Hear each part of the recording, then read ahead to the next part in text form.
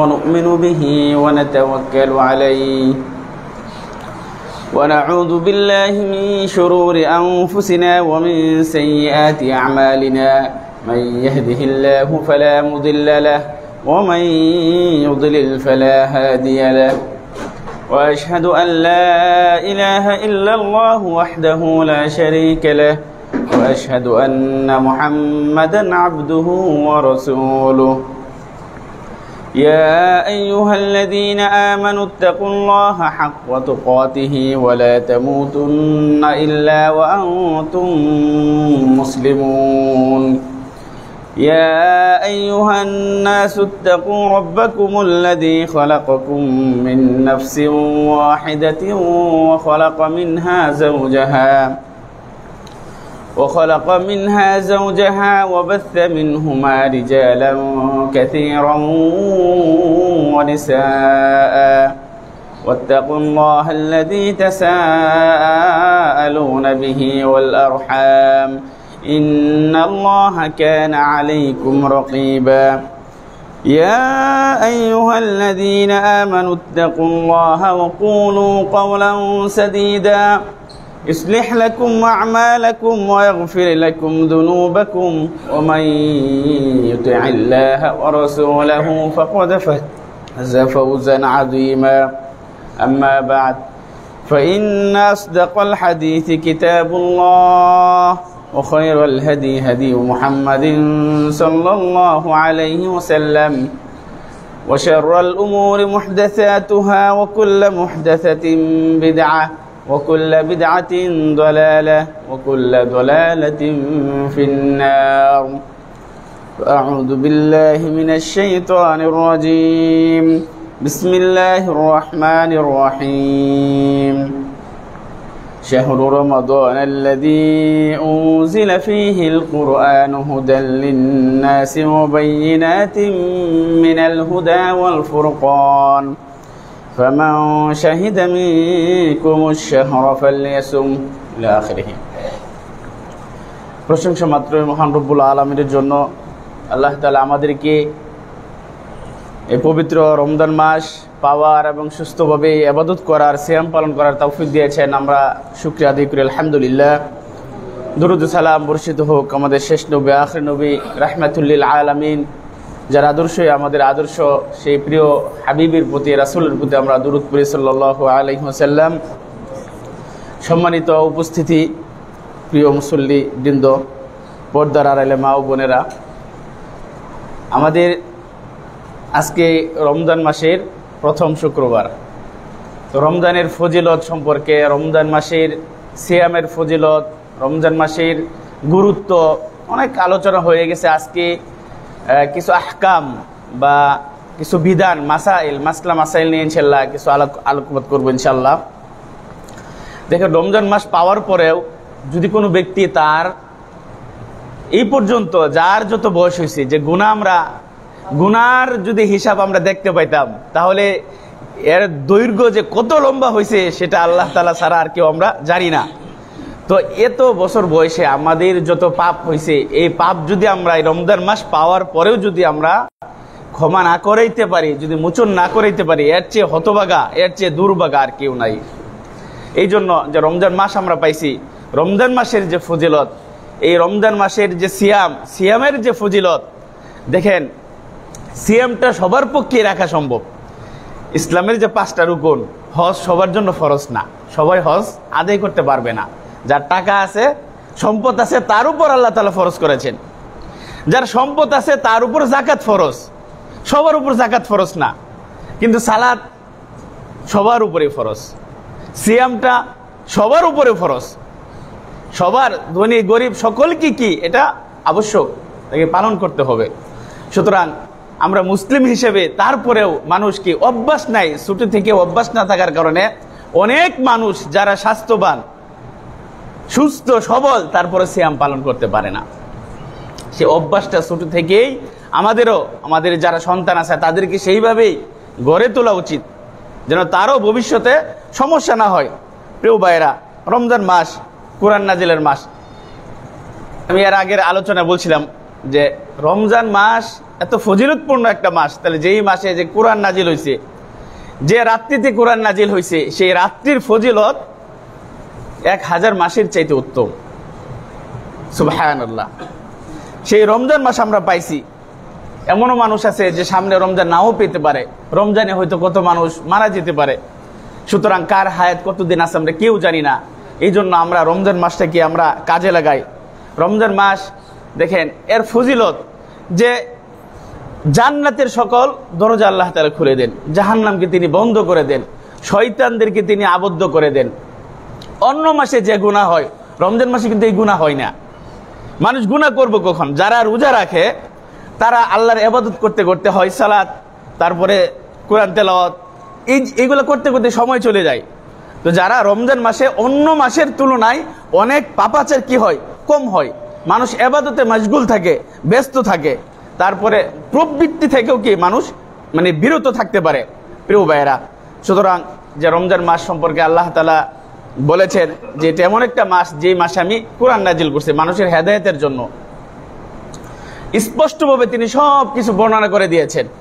রাসূল সাল্লাল্লাহু আলাইহি ওয়াসাল্লাম বলেছেন যে ব্যক্তি এই রমজানের সিয়াম পালন করবে ঈমানান ওয়া ইহতিসাবান, ঈমানান কি, যে তাসদীকান বিল ফারদিয়াতি, যে সিয়াম যে ফরজ এটাকে বিশ্বাস করে যে ব্যক্তি সিয়াম পালন করবে, ওয়া ইহতিসাবান মানে কি, যে তলাবান লিল আজরি ইনদাল্লাহ, যে আল্লাহ তাআলার কাছে নেকির আশায় কি আমরা সিয়াম পালন করি, জান্নাতের আশায়, জাহান্নাম থেকে মুক্তির আশায়, পরকালে যেন আমরা সুখে শান্তিতে থাকতে পারি, এই আশায়, সবের আশায় যে ব্যক্তি কি করবে, এই সিয়াম পালন করবে, গুফিরা লাহু মা তাকদ্দামা মিন দামবি, আল্লাহ রাসূল বলতেছে যে তার পূর্ববর্তী সমস্ত গুনাহ আল্লাহ তাআলা মাফ করে দিবেন। সুবহানাল্লাহ। সুতরাং আমরা যেন আমাদের আশা থাকে এবং ভয়ও থাকে, দুইটাই থাকতে হবে, আশাও থাকতে হবে, আল্লাহ তাআলার ভয়ও থাকতে হবে।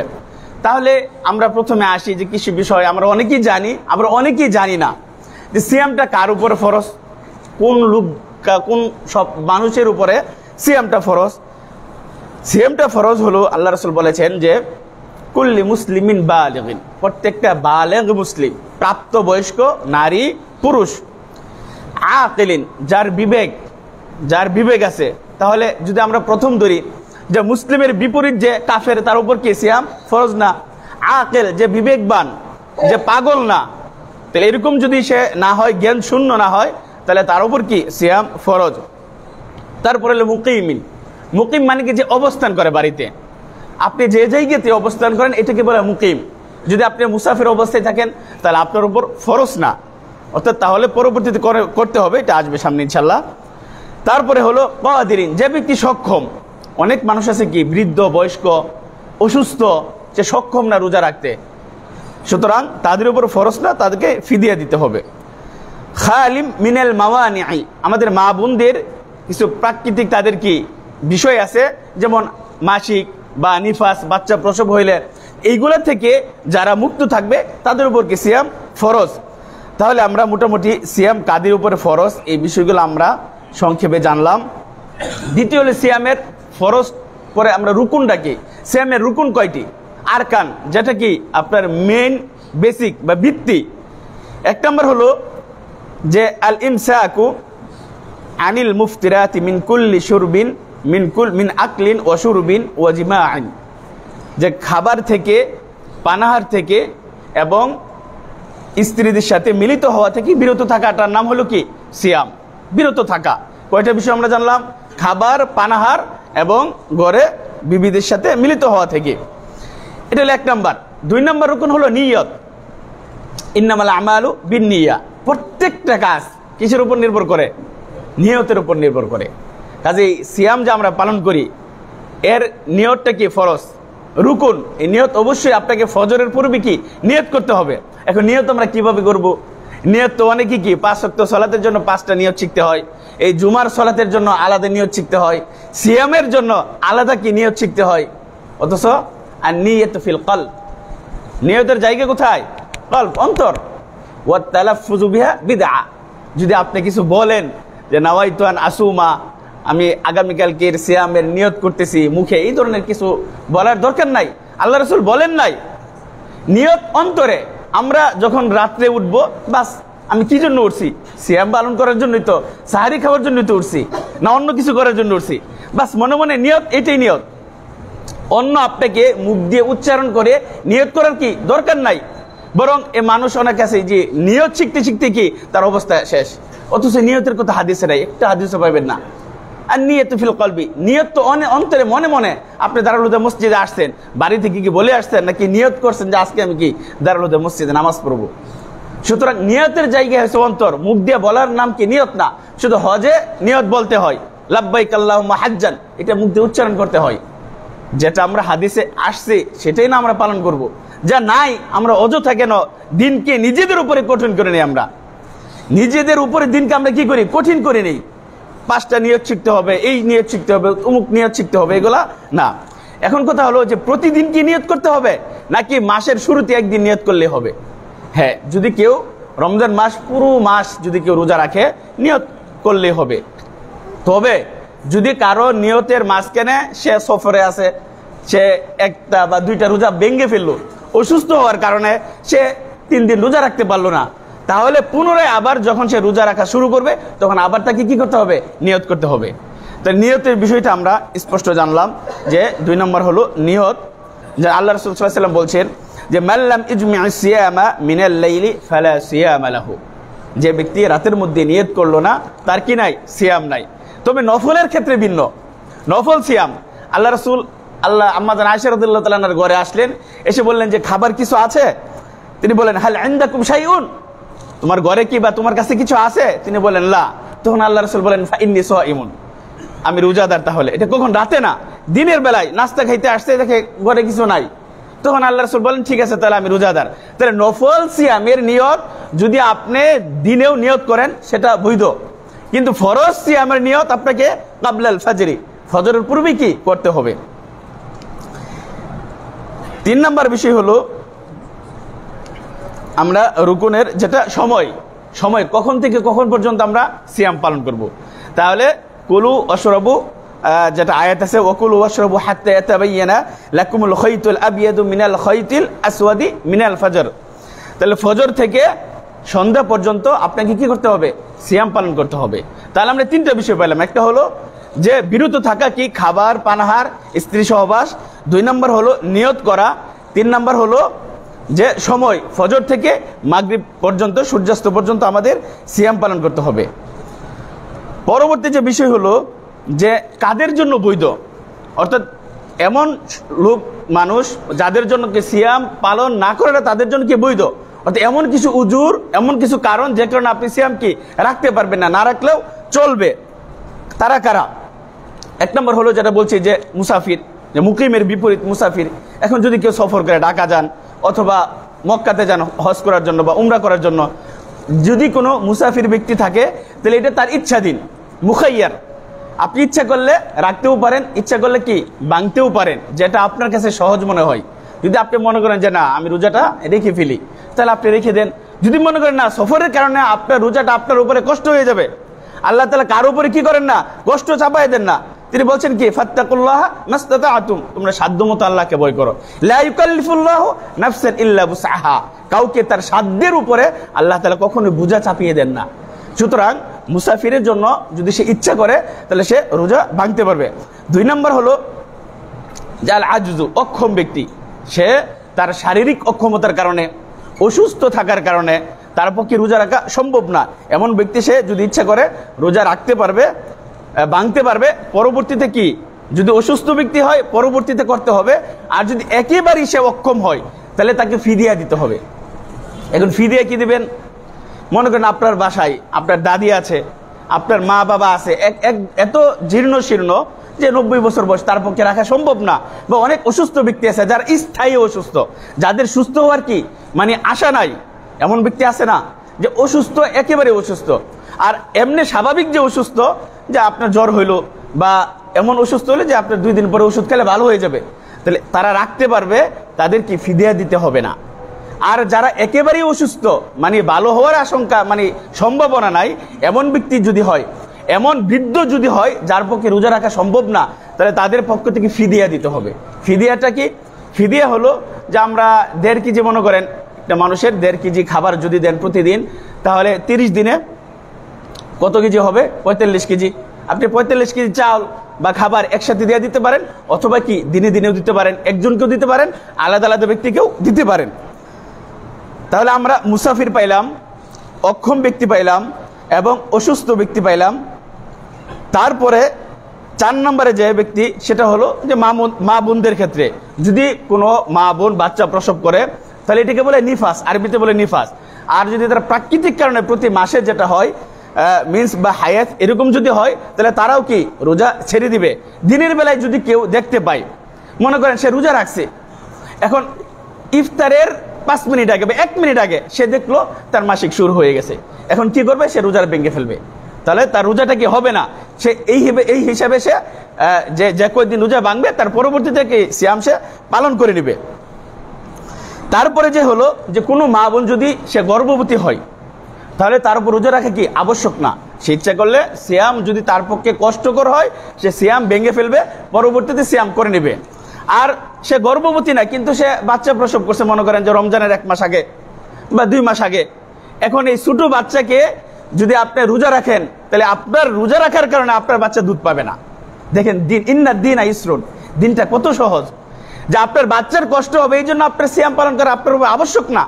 আপনি রমজানের পরে যখন আপনার সুবিধা মতন আপনি তখন কি সিয়ামটা পালন করে নেবেন।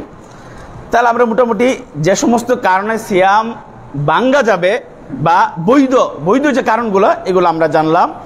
এখন আমরা জানি যে কিছু বিষয় আছে যেগুলা খাইলে আপনার কি, যেগুলো কারণে সিয়াম ভেঙে যাবে। যেমন খাবার পানাহার আমরা শুনতে পাইছি, যদি ইচ্ছাকৃত কেউ বমি করে, অনিচ্ছাকৃত যদি কারো বমি হয়, তাহলে সিয়াম তার ভেঙে যাবে না, তার সিয়াম হয়ে যাবে। আর যদি ইচ্ছাকৃতভাবে, অনেক সময় আমরা কি করি, গলার ভিতরে বা মুখে হাত দিয়ে বা আঙ্গুল দিয়ে অনেক সময় বমির প্রয়োজন হয়, বা ইচ্ছাকৃত যদি যে কোনো কারণে যদি বমি হয়, তাহলে তার সিয়াম কি ভেঙে যাবে, পরবর্তীতে তাকে সিয়াম পালন করতে হবে। অনুরূপভাবে কোনো ব্যক্তি যদি ইচ্ছাকৃতভাবে সে যদি তার হস্তমৈথুনের মাধ্যমে হোক অথবা কোনো কিছু দেখার মাধ্যমে যদি সে বীর্যপাত ঘটায়, তাহলে তার সিয়াম ভেঙে যাবে। সে মোবাইলের মাধ্যমে হোক, যে কোনো জিনিস বা কোনো নারীর দিকে একেবারে তাকিয়ে আছে, যে এই সমস্ত কারণে ইচ্ছাকৃতভাবে যদি কেউ তার নিজের বীর্যপাত ঘটায়, এরকম যদি কিছু ঘটে, তাহলে তার সিয়াম ভেঙে যাবে, পরবর্তীতে তাকে সিয়ামটা কি তাকে আদায় করতে হবে। অনুরূপভাবে নিয়ত দেখেন, আপনি সিয়াম পালন করছেন, রাখছেন, এখন দিনের বেলায় যদি আপনি নিয়ত করেন খাবার খাইলেন না, নিয়ত করছেন যে আমি রোজা ভেঙে ফেললাম, আপনার রোজা ভেঙে যাবে। আপনি খাবার খান নাই, পান করেন নাই, স্ত্রী সহবাস করেন নাই, কিন্তু আপনি নিয়ত করছেন যে আমি রোজাটা ভেঙে ফেললাম, এই নিয়ত করার কারণে আপনার রোজা কি ভেঙে যাবে। সুতরাং নিয়তটা বড় একটা বিষয়। নিয়তের কারণে আপনি কিছু খাইলেন না, ফজরের পূর্বে আপনি কিছুই খাইলেন না, কিন্তু নিয়ত করছেন, আপনি সময় নাই, খাওয়ার সময় নাই, নিয়ত করছেন, আপনার সিয়াম হয়ে যাবে। অনুরূপভাবে দিনে যদি আপনি বাঙ্গার নিয়ত করেন কিছু না খেয়ে, তারপর আপনার সিয়াম কি ভেঙে যাবে। এগুলা মোটামুটি আপনার যদি এই সমস্ত কারণে সিয়াম ভেঙে যাবে, পরবর্তী কারণে আপনি সিয়াম পালন করতে পারবেন। এখন আর কিছু বিষয় আছে যে কারণে সিয়াম ভাঙবে এবং আপনাকে এটার জন্য কি করতে হবে? কাফারা দিতে হবে। সেটা কি?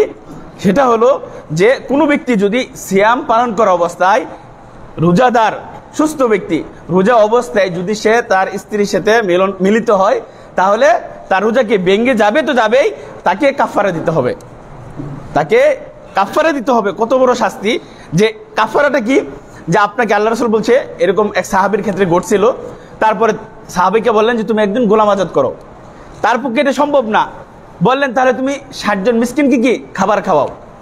এটাও যদি সম্ভব না হয়, তাহলে লাগাতার একাধারে আপনাকে 60টা সিয়াম পালন করতে হবে, একাধারে না। এমন না যে আপনি 5টা রাখলেন আবার ভেঙে ফেললেন আবার রাখলেন, না, একাধারে লাগাতার আপনাকে 60টা সিয়াম পালন করতে হবে। তাহলে আমরা মোটামুটি বাঙ্গার যে কিছু কারণ, বৈধ অবৈধ এবং ইচ্ছাকৃতভাবে যে সমস্ত কারণে সিয়াম আমরা ভাঙ্গি এবং পরবর্তীতে করতে পারবো ইনশাল্লাহ। এখন আমরা আসি যে অপছন্দীয়, আপনি সিয়াম পালন করা অবস্থায় কিছু অপছন্দীয় কাজ আছে, যেটা সিয়াম বা রোজাদার অবস্থায় করাটা ঠিক না। 1 নম্বরে যেটা, যে আপনি উজু করতে গেলে মুখে আমরা কুলি করি না বা নাকে আমরা পানি দেই। সিয়াম পালন অবস্থায় আল্লাহ রাসূল বলছে যে ওয়াবালিগ ফিল ইস্তিনশাক ইল্লা আন তাকুনা সাইমান।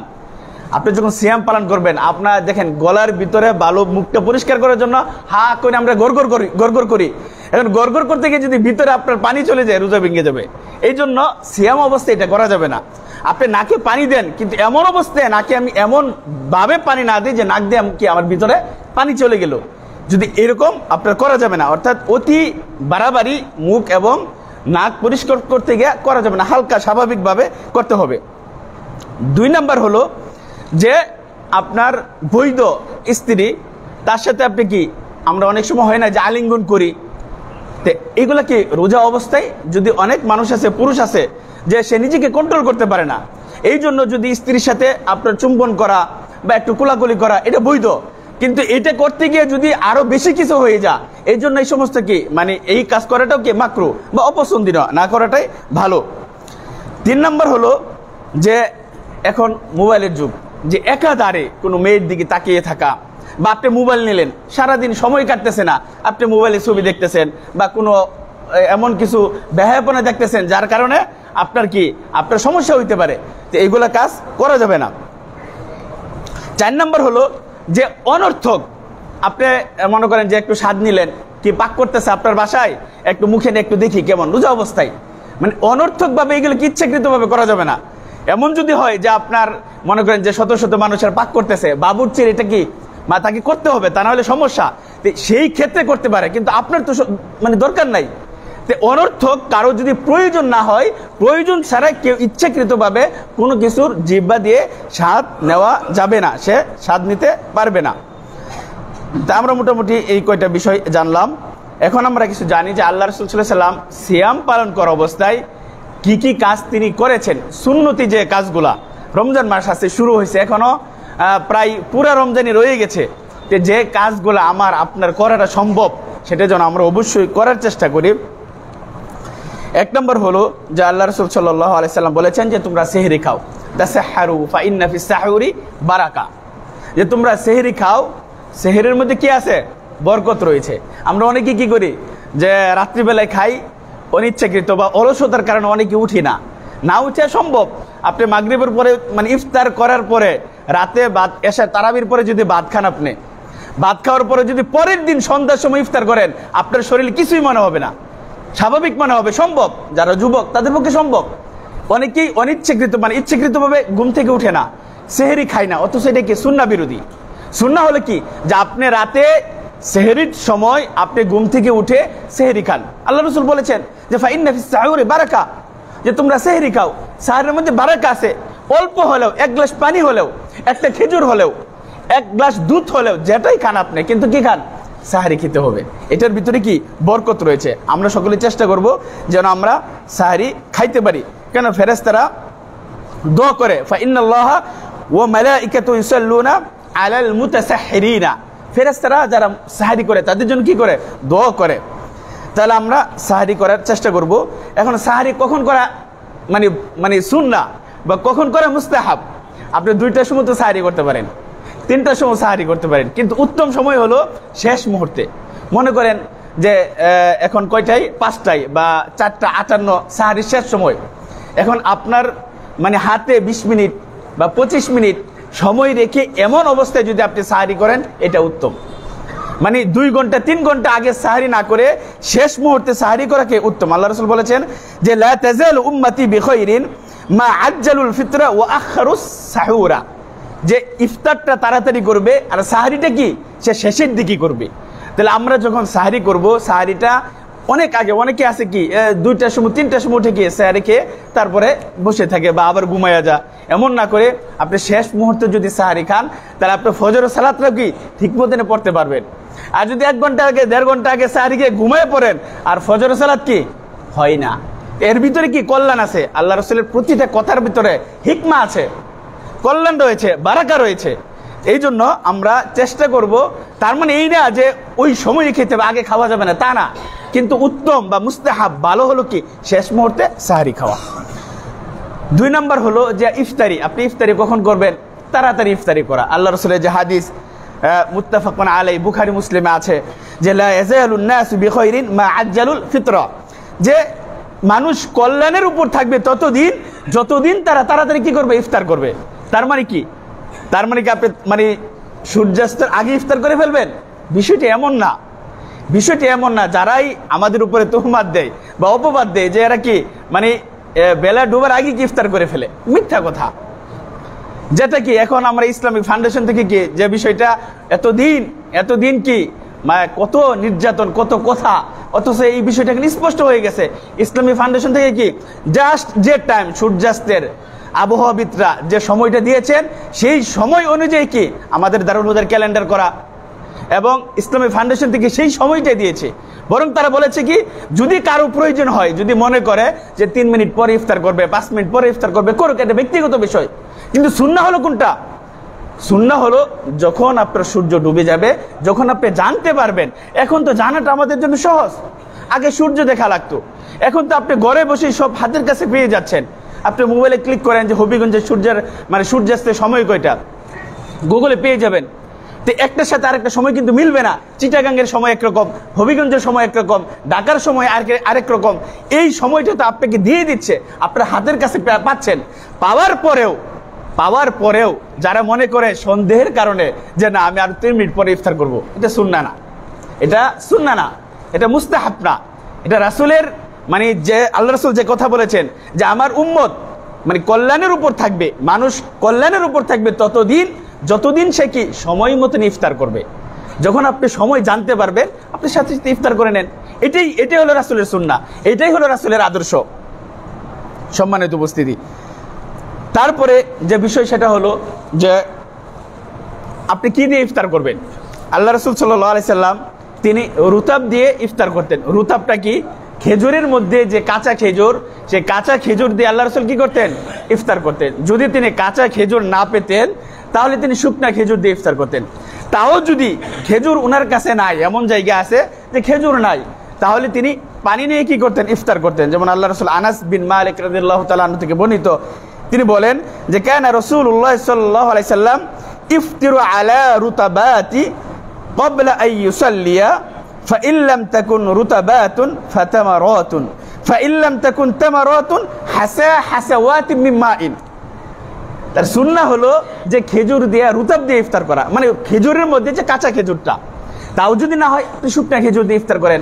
এখন আমরা করি কি, আগে শরবত নেই, আগে পানি নেই, তারপরে খেজুর খাই। বিষয়টা খেয়াল করবেন, আগে কি করি? আগে পানি দিয়ে গলাটা ভিজাই, তারপরে কি করি? তারপরে খেজুর খাই। বিষয়টা এমন না, আগে খেজুর খাবেন, তারপরে কি আপনি পানি খান, শরবত খান, যাই খান।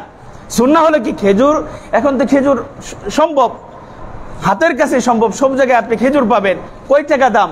একটা সুন্নাহকে বাস্তবায়ন করার জন্য, আপনার পরিবারে শিক্ষা দেওয়ার জন্য, আপনার বাচ্চাকে শিক্ষা দেওয়ার জন্য অল্প কিছু খেজুর আনে আপনি একটা প্রতিদিন খেজুর খান। পরিবারে 8 জন সদস্য আছে, আপনাকে 5টা করে খেজুর খাওয়ার দরকার নাই, একটা খেজুর দিয়ে আপনি ইফতার করেন, আপনার সন্তানকেও শিক্ষা দেন। এটাই হলো সুন্নাহ, এটা মুস্তাহাব, এটা রাসূলের আদর্শ। সাহাবারা এভাবে ইফতার করতেন। এই বাস্তবায়নগুলো যদি আমরা পরিবারে শিক্ষা দিই, পরবর্তীতে এইভাবে ইসলামিক আপনার একটা পরিবার গড়ে উঠবে। সুতরাং এই সুন্নাহগুলো আমরা বাস্তবায়ন করব। যদি খেজুর না পাইতেন, এটাকে বলে হাসাম মিন হাসাওয়াতিন। আল্লাহ রাসূল এইভাবে হাত দিয়ে পানি নিয়ে কি তিনি ইফতার করতেন। যদি খেজুর না পাইতেন, তাহলে সুন্নাহ হলো যে রুতাব যদি না হয় খেজুর দিয়া, খেজুর যদি না পাওয়া যায় পানি দিয়ে কি ইফতার করা সুন্নাহ। এরপরে যে বিষয় আল্লাহ রাসূলের সুন্নাহ বা মুস্তাহাব হলো যে তিনি দোয়া করতেন। সিয়াম পালন অবস্থায় কি আল্লাহ তাআলার কাছে দোয়া কবুল হয়। আমরা সিয়ামের মানে ইফতারের আগ মুহূর্তে বা সিয়াম পালন করা অবস্থায় আমরা কি করব? আমরা বেশি বেশি আল্লাহ তাআলার কাছে দোয়া করব। আল্লাহ রাসূল বলেছেন যে সালাতু দাওয়াতিন মুস্তাজাবাত, 3টা দোয়া আছে যেটা আল্লাহ তাআলা কি করেন? কবুল করেন, ফিরিয়ে দেন না। তার মধ্যে 1 নম্বর হলো দাওয়াতুস সাইম, রোজাদারের দোয়া। কোন সিয়াম পালন করে যদি দোয়া করে, আল্লাহ তাআলা তার দোয়াকে কি করেন? কবুল করেন। ওয়া দাওয়াতুল মাজলুম, যে ব্যক্তি মাজলুম, যাকে জুলুম করা হয়েছে, এমন ব্যক্তি যদি দোয়া করে, আল্লাহ তার দোয়াকে কি করেন? কবুল করেন। 3 নম্বর হলো দাওয়াতুল মুসাফির, সফর অবস্থায়। আমরা সফর করি কিন্তু দোয়া করি না, সফর অবস্থায় বেশি বেশি দোয়া করবেন। এই সফর অবস্থায় এই 3 ব্যক্তি, রোজাদার, মাজলুম এবং মুসাফির, এই 3 ব্যক্তির দোয়া আল্লাহ তাআলা কি করেন? কবুল করেন। সুতরাং আমরা এই 3টা সময়, এখন যেহেতু রমজান মাস, আমরা সিয়াম পালন অবস্থায় বেশি বেশি দোয়া করব। ইফতারের আগ মুহূর্তে আমরা কি দোয়া করব। যেমন অন্য জায়গায় আছে যে ইন্না লিস-সাইমি ইনদা ফিতরিহি লা দাওয়াতু মা তুরাদ্দু যখন সিয়াম পালন অবস্থায় ইফতারের সময় দোয়া করে সেটা কি ফিরিয়ে দেওয়া হয় না। আরেকটা হাদিস বলি যে আনাস বিন মালিক রাদিয়াল্লাহু তাআলা আনহু থেকে বর্ণিত, দেখেন আল্লাহ রাসূল সাল্লাল্লাহু আলাইহি ওয়াসাল্লাম সাআদ বিন উবাদার বাড়িতে আসলেন।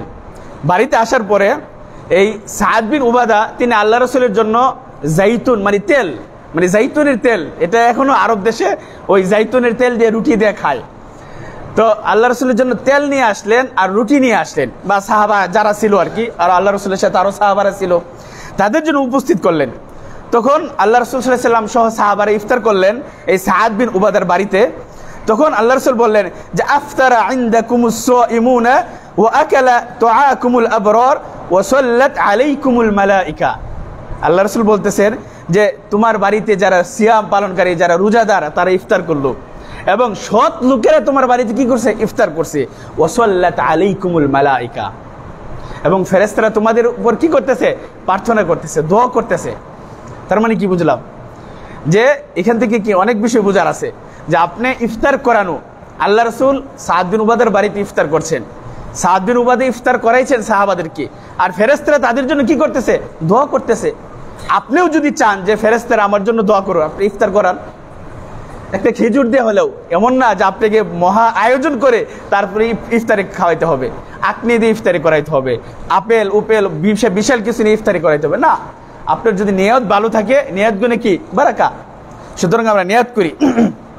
প্রিয় ভাইয়েরা, তার পরবর্তী যে বিষয় সুন্নাহ এই রমজান মাসে যে বেশি বেশি তাহাজ্জুদ সালাত আদায় করা, অর্থাৎ এখন তো তারাবির সালাত, আমরা সকলেই এই তারাবির সালাতে ইনশাআল্লাহ উপস্থিত হওয়ার তৌফিক দেব, যেন আল্লাহ তাআলা আমাদেরকে সেই তৌফিক, সেই মন মানসিকতা দান করে। রমজানের প্রথম তারাবি দেখবেন মসজিদ ভরে যায়, ধীরে ধীরে সেই সংখ্যাটা কি কমে আসে। মানে এমন যেন না হয় যে আমি আজকে আসলাম, অনিয়মিত না, নিয়মিত করেন ভাই, এটা আপনারই থাকবে। আপনি ইবাদত করবেন পরকালের নাজাতের জন্য, আল্লাহ তাআলার সন্তুষ্টির জন্য। সুতরাং আমি একদিন করব 5 দিন পড়ব না, এমন কেন? সেটা আমার উপকার আসবে না, আপনারই উপকারে আসবে, আপনার নাজাতের জন্য ফাইসালা হবে। সুতরাং আমরা এই রমজান মাসে তারাবির সালাত যে কয়টা মিস করছি, যেন আমরা যেখানেই থাকেন না কেন, তারাবির সময় তো কাজ থাকে না, আপনার অফিস থাকে না, আপনার ব্যবসা বাণিজ্য বন্ধ করে দেন, সালাতে চলে আসেন, তারাবির সালাত আদায় করার চেষ্টা করেন। আল্লাহ তাআলা সেই তৌফিক দান করুক, আল্লাহুম্মা আমিন। তার পরবর্তী যে আল্লাহ রাসূল সাল্লাল্লাহু আলাইহি ওয়াসাল্লাম এই রমজান মাসের যে আমল ছিল, গুরুত্বপূর্ণ একটা আমল ছিল কোরআন তেলাওয়াত করা। এই কোরআন এবং সিয়াম পরকালে আপনার জন্য সুপারিশ করবে। এই কোরআন নাজিলের মাস, গত সপ্তাহে এটা নিয়ে অনেক আলোচনা হয়েছে এবং অনেকের ভিতরে কিছু সংশয় তৈরি হয়েছে যে বিভিন্ন মনীষী যারা বা সালাফ যারা মুহাদ্দিস, তারা এমন অবস্থা এমনভাবে কোরআন তেলাওয়াত করতো, উদাহরণ দিতে গিয়া অনেক মানে কথা বলে ফেলছে, কিন্তু সম্ভব। আপনি যদি ইচ্ছা করেন দিনে একবার 30 পারা পড়বেন, এটা সম্ভব। আপনি অতি মাত্রায় বেশি বেশি কোরআন তেলাওয়াত করতেন। আল্লাহ রাসূলকে জিবরাইল আলাইহিস সালাম এসে কোরআন তেলাওয়াত করাইতেন। মনে করেন, আমি আমার উদাহরণই দিই, কেউ কিছু মনে করবেন না। যেমন গত রাত্রে আমার মাদ্রাসায় একটু কাজ ছিল, আমি ঘুমাইছি একটা সময় ঘুমাইছি, আবার উঠতে হয়েছে কয়টা 4টার সময়। তাহলে ঘুম হলো কয় ঘন্টা? 3 ঘন্টা। এই 3 ঘন্টা 24 ঘন্টার মধ্যে ঘুম হলো মাত্র কি 3 ঘন্টা। ফজর উপরে ঘুমাই নাই, সকালে ঘুমাই নাই, তাহলে 3 ঘন্টা ঘুম, আর বাকি থাকলো কয় ঘন্টা? 21 ঘন্টা। 21 ঘন্টা আপনি মনে করেন সালাত পড়তে হবে 5 ওয়াক্ত, আপনাকে ইফতার করতে হবে, আপনি 2 ঘন্টা বাদ দিলেন, যত ব্যস্ততা আছে গোসল সব 2 ঘন্টা বাদ দিলেন, কত থাকে? 19 ঘন্টা। 19 ঘন্টা একটা হাফেজ সাহেব, যে হাফেজ, কোরআনের হাফেজ, তাকে একটা পারা পড়তে 20 মিনিটে সে একটা সি পারা, অর্থাৎ 20 মিনিটে 20 পৃষ্ঠা পড়া কি সম্ভব? 20 মিনিটে 20 পৃষ্ঠা যারা হাফেজ, কারণ তারা একটু স্পিডে পড়তে পারে, গুন্না এবং কোরআনের হক আদায় করে 20 মিনিটে 20 পৃষ্ঠা পড়া সম্ভব। তাহলে 20 মিনিটে যদি 1 পারা হয়, 1 ঘন্টা হবে 3 পারা, তাহলে 15 ঘন্টায় হবে 45 পারা, 18 ঘন্টায় হবে 54 পারা, 19 ঘন্টায় হবে 57 পারা। কিন্তু আপনি একবার চিন্তা করেন, এই বিশাল, আপনাদের অনেকেই আছে যে আপনারা সর্বোচ্চ 2 ঘন্টা ঘুমান, অনেকেই আছে 3 ঘন্টা ঘুমান, আর সারাদিন ঘুম হয় না, কিন্তু সময়টা আপনি কোন পথে ব্যয় করতেছেন? একটা হাফেজ সাহেবের যদি 20 মিনিট লাগে একটা পারা শেষ করতে, আপনার ধরলাম আধা ঘন্টা লাগলো, ধরলাম 1 ঘন্টা লাগলো, আপনার একটা সিপারা শেষ করতে আপনার 1 ঘন্টা সময় লাগে, কিন্তু সারা দিনে কি 1 ঘন্টা সময় আপনি আল্লাহর এই কোরআন তেলাওয়াতের মধ্যে কি আপনি সময় দিতে পারলেন না? এতটুকু সময় 24 ঘন্টার মধ্যে কি এতটুকু 1 ঘন্টা সময় আমি বের করতে পারলাম না? সুতরাং আল্লাহ তাআলা আমাদেরকে বেশি বেশি কোরআন তেলাওয়াত করার, যাদের কোরআন শিখেন না, পারেন না, শিখার চেষ্টা করেন। আপনাদের জন্য এখানে বাচ্চাদের জন্য কোরআন তেলাওয়াতের ব্যবস্থা করা হয়েছে। যারা একদম কোরআন পড়তে পারে না তাদের জন্য ব্যবস্থা করা হয়েছে। যারা কোরআন পড়তে পারে কিন্তু শুদ্ধ না তাদের জন্য কোরআন তেলাওয়াতের ব্যবস্থা করা হয়েছে। তারপরেও যদি আপনারা সময় না দেন সেটা ব্যর্থতা কার? আপনার নিজের। সুতরাং আমরা রমজান মাস যেহেতু আল্লাহ রাসূল সাল্লাল্লাহু আলাইহি ওয়াসাল্লাম উৎসাহিত করেছেন যেন আমরা বেশি বেশি কোরআন তেলাওয়াত করি। আল্লাহ তাআলা সেই তৌফিক দান করুক, আল্লাহুম্মা আমিন। আল্লাহ রাসূলের সুন্নাহ ছিল এই রমজান মাসে ইতিকাফ করা। আপনারা যারা ইতিকাফ করবেন আগে থেকে নিয়ত করেন, সেইভাবে আপনার ব্যস্ততাকে আপনি কমিয়ে নিয়ে আসেন। যার নিয়ত আছে যে আমি 10 দিন ইতিকাফ করব, আপনি ইতিকাফের আলোচনা বিশেষভাবে আসবে। কিন্তু যারা আপনারা নিয়ত করছেন যে ইতিকাফ করবেন, ইতিকাফ করা আল্লাহ রাসূলের একটা সুন্নাহ। তিনি প্রতি বছর তিনি ইতিকাফ করেছেন। 1 বছর তিনি কি 20 দিন ইতিকাফ করেছেন। মৃত্যুর আগ পর্যন্ত আল্লাহ রাসূল ইতিকাফ করেছেন। আল্লাহ রাসূলের সাথে তার স্ত্রীগণ ইতিকাফ করেছেন। আল্লাহ রাসূল ওফাতের পরে তার স্ত্রীগণ কি করেছেন? ইতিকাফ করেছেন। সুতরাং ইতিকাফ একটা গুরুত্বপূর্ণ বিষয়, এটা করার চেষ্টা করবেন যার সম্ভব হয়। আল্লাহ রাসূলের সুন্নাহ হলো এই রমজান মাসে উমরা আদায় করা, এবং উমরা করলে হজের সমপরিমাণ কি নেকি পাওয়া যায়। সুতরাং আল্লাহ তাআলা যাকে অর্থ দিয়েছেন, যাকে সম্পদ দিয়েছেন, আপনারা চেষ্টা করবেন যারা উমরা করবেন আর কি, রমজান মাসে উমরা করার মতো যদি অর্থ থাকে, মক্কা মদিনা যাওয়ার সেই সামর্থ্য আপনার থাকে, রমজানে উমরা করার জন্য চেষ্টা করবেন। আল্লাহ তাআলা সেই তৌফিক দান করুক। তারপরে আল্লাহ রাসূলের সুন্নাহ হলো, বা যে আমলগুলো আল্লাহ রাসূল করতেন এই রমজান মাসে, যে ইতআমুত তাআম ওয়া তাফতিরুস সাইমিনা ওয়া সাকিউল মাই, যে রোজাদারকে খাবার খাওয়ানো, অন্যকে খাবার খাওয়ানো, পানি পান করানো, এটা বিশাল মহৎ কাজ। আমরা মক্কা মদিনাতে দেখি সুবহানাল্লাহ, গাড়িকে গাড়ি, লরিকে লরি, আপনার বিশাল বিশাল কার্গো মানে সিরিয়ালে দাঁড়া করে রাখছে, পানি বিতরণ করতেছে। সুবহানাল্লাহ, পানি পান করানো এটা কত যে বড় মানে একটা সবের কাজ। আপনার পানি পান করানোর কারণে আল্লাহ হয়তো আপনাকে হাউজে কাউসারের পানি পান করাবেন, এইটা হইতে পারে। সুতরাং এই আমলগুলো আমাদের মাঝে নাই। ইফতার আপনার দেখা গেছে ধনী গরিব সবাইকে এত ইফতার বিতরণ করে, সুবহানাল্লাহ, মানুষকে এত খাবার মানে বিলি করে। এই যে মসজিদে মনে করেন তারাবির সলাতে আইসা আপনি ছোট বড় সকলেই পানি নিতেছে, খাইতেছে, যাইতেছে ইচ্ছা মতন। ওই দেশে পানি কম, তারপরও এত পানির হাজার হাজার কার্টন পানিকে মসজিদে দিয়ে রাখে খাবারের জন্য। সুতরাং আপনাদের যাদের সম্পদ আছে আপনারা ব্যয় করেন, আল্লাহর রাস্তায় ব্যয় করেন, আপনার জন্য, নিজের পরিবারের জন্য। বিপদ আপদ থেকে আল্লাহ তাআলা হেফাজত করবেন, রক্ষা করবেন। সুতরাং আমরা এই রমজান মাস বেশি বেশি অন্যকে খাবার খাওয়ানোর চেষ্টা করব, ইফতার করানোর চেষ্টা করব। আল্লাহ রাসূল বলেছেন যে তুতঈমুত তাআম ওয়া তাকরাউস সালাম আলা মান আরাফতা ওয়া মান লাম তারিফ, অন্যকে খাবার খাওয়াও, অন্যকে সালাম দাও, বেশি বেশি সালাম দাও, তোমার পরিচিত অপরিচিত সবাইকে সালাম দাও। আর আল্লাহ রাসূল বলেছেন যে মান ফাত্তারা সাইমান কানা লাহু মিসলু আজরিহি গায়রি আন্নাহু লা ইয়ানকুসু মিন আজরি সাইম শাইউন, যদি কোনো রোজাদার ব্যক্তিকে, সিয়াম পালনকার ব্যক্তিকে ইফতার করানো হয়, তাহলে সে সিয়াম পালন করে যে নেকি পাইলো, আপনি ইফতার করে তার সমপরিমাণ নেকি আপনার আমলনামায় আল্লাহ তাআলা দিয়ে দিবেন। সুবহানাল্লাহ। সুতরাং এই আমলটা কি আমরা বেশি বেশি করার চেষ্টা করব। আল্লাহ তাআলা সেই তৌফিক দান করুক। প্রিয় ভাইরা, আর দু একটা কথা, সেটা হলো যে দান খয়রাত করা। আমরা বেশি বেশি এই রমজান মাসে দান করব এবং সৎ কাজ করার চেষ্টা করব। অন্যায়, অযথা, বেহায়াপনা এবং অনর্থক কথাবার্তা থেকে আমরা বিরত থাকার চেষ্টা করব। কারণ সিয়াম পালন করা অবস্থায় যদি আপনি ঝগড়া করেন, একজনকে গালিগালাজ করেন, একজনকে আপনি খারাপ ভাষায় কথা বলেন, এটা কি একদম নিষেধ, এটা করা যাবে না। আল্লাহ তাআলা সূরা কাফে বলেছেন যে মা ইয়ালফিজু মিন কাউলিন ইল্লা লাদাইহি রাকিবুন আতীদ, আমি আপনি যে কথাটাই বলি না কেন এটা ফেরেশতারা সংরক্ষণ করে রাখতেছেন। সুতরাং যে কথাই আমি মুখ দিয়ে বের করি না কেন, যেন একটু চিন্তা ভাবনা করে বের করি, এই কথাটা আপনার জন্য কি গুনাহের কাজ হইতে পারে। সুতরাং আমরা এই সমস্ত কাজ থেকে আল্লাহ তাআলা আমাদেরকে হেফাজত রাখুক। সর্বোপরি কথা হলো যে আপনারা রমজান মাস যেন আমরা তাওহীদপন্থী হইতে পারি, শিরিক থেকে বেঁচে থাকতে পারি, সুন্নাহকে আমরা আঁকড়ে ধরে রাখতে পারি, বিদআত থেকে আমরা বেঁচে থাকতে পারি, এবং যে কোরআন এবং সহিহ সুন্নাহ অনুযায়ী যেন আমরা আমাদের জীবন, আমাদের আমল সর্বক্ষেত্রে যেন আমরা বাস্তবায়ন করতে পারি। আল্লাহ তাআলা আমাদেরকে সেই তৌফিক দান করুক। بارك الله لي ولكم في القرآن العظيم ونفعني وإياكم بما فيه من الآيات والذكر الحكيم.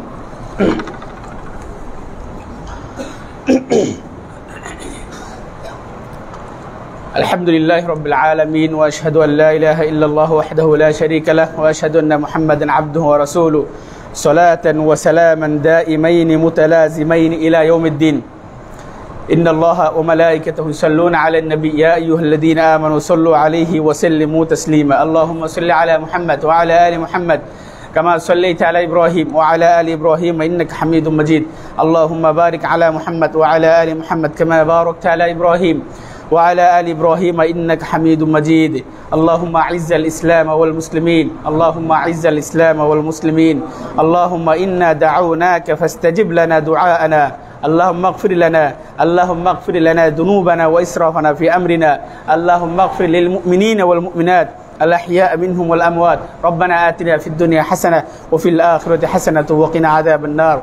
اللهم تقبل صيامنا وقيامنا وتجاوز عن سيئاتنا وأعتق رقابنا من النار يوم القيامة وأدخلنا الجنة بلا عذاب وأدخلنا الجنة بلا عذاب. اللهم اجعلنا هداة مهتدين غير ضالين ولا مضلين. اللهم استر عوراتنا وآمن روعاتنا واكفنا ما أهمنا وقنا شر ما نتخوف. ربنا ظلمنا أنفسنا وإن لم تغفر لنا وترحمنا لنكونن من الخاسرين.